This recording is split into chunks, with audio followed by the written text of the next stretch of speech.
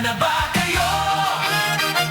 Sapagkat nasusulat, may hiwagang ngayon ipinahayag.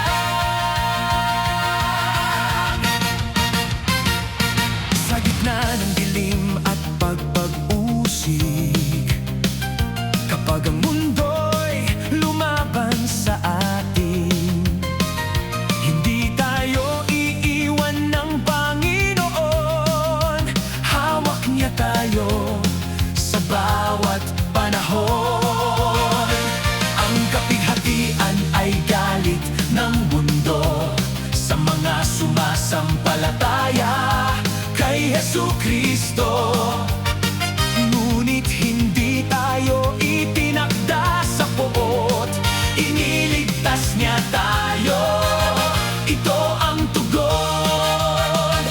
May maririnig na malakas na sigaw, trompeta ng Diyos ay aalingaw-ngaw. Mula sa alabok sila'y babangon, ang kamatayan ay matatalo ngayon.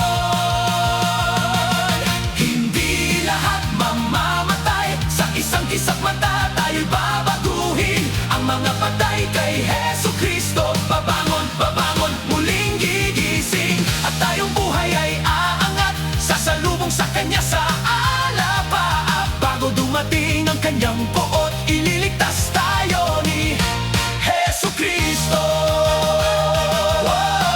Hindi lahat mamamatay, si Jesus ay babalik. Pumasok kayo sa inyong mga silid, magtago sandali hanggang poot ay lumipas. Ang liwanag ng buhay ay darating, at silang nasa alabok ay gigising. Luma at bagong tipan, iisang pangako, lahat ng hinirang ay tatawagin niya. Hindi sa libingan ang huling hantungan, may buhay na walang hanggan sa Kanyang kaharian. May maririnig na malakas na sasigaw, trompeta ng Diyos ay aalingaw-ngaw. Walang libing ang makapipigil kapag ang hari na ang tumawag sa atin.